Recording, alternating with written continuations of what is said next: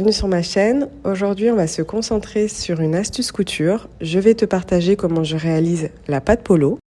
Pour t'entraîner et réaliser l'exercice, tu vas avoir besoin simplement de popeline de coton, d'une paire de ciseaux et de ta machine à coudre. Pour commencer, tu vas tracer une ligne sur le milieu devant. Tu vas la tracer de la longueur de la patte de boutonnage que tu souhaites. Ensuite, tu vas tracer un rectangle qui correspondra à ta patte de boutonnage finale. Si tu souhaites réaliser une patte de boutonnage de 2 cm, tu vas répartir 1 cm de chaque côté. Pour tracer tes repères, je te recommande le stylo Friction. C'est un stylo qui, contrairement à mon crayon à papier que j'ai dû utiliser dans cet exemple pour bien te faire visualiser les traits, s'efface à la chaleur du fer. Donc n'hésite pas à utiliser un stylo adapté à la couture ou simplement une craie tailleur. Pour la deuxième étape, nous allons tracer nos bandes. Pour le calcul, je te l'affiche à l'écran, mais la largeur correspond à une demi-largeur plus une largeur finie, multipliée par 2. Et la hauteur, c'est simplement la longueur de ta patte finale, plus 2 cm.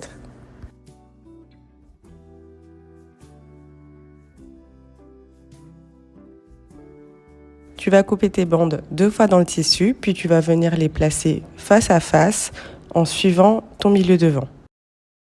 Étape numéro 3, tu vas venir piquer tes bandes. Donc n'hésite pas à placer un repère de la longueur de ta patte de boutonnage finale afin de t'arrêter pile au bon endroit.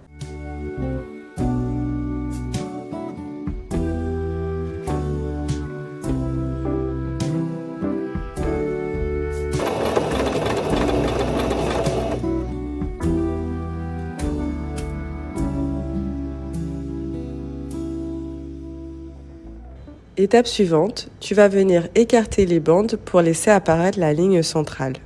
Tu vas ensuite découper tout au long de cette ligne et finir par un V inversé. Tu vas faire bien attention à ne pas couper ta couture.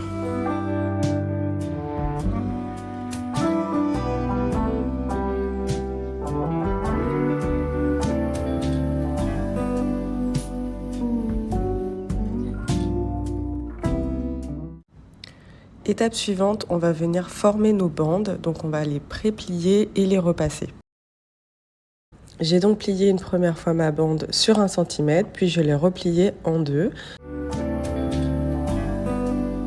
N'oublie pas de replier le triangle vers l'envers du vêtement, donc vers l'intérieur, afin qu'il se place correctement à la couture. Une fois pré-pliées, tes bandes se placent toutes seules. Tu n'as plus qu'à les épingler sur l'envers et piquer nervure sur l'endroit. Piquer nervure, ça veut dire que tu vas venir piquer sur ta couture de chaque côté de ta bande finale.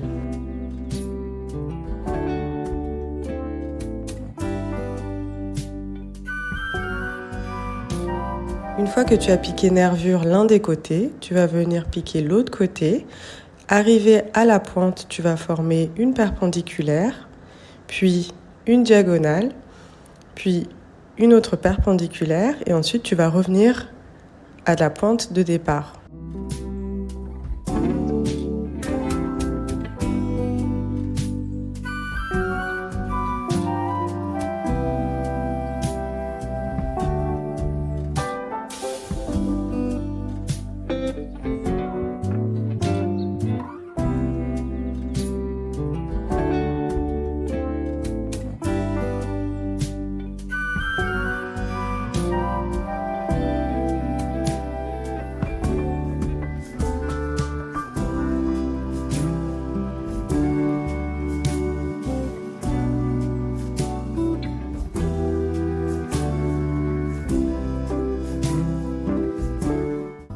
Maintenant, tu peux couper l'excédent de tissu et ta patte de boutonnage est terminée.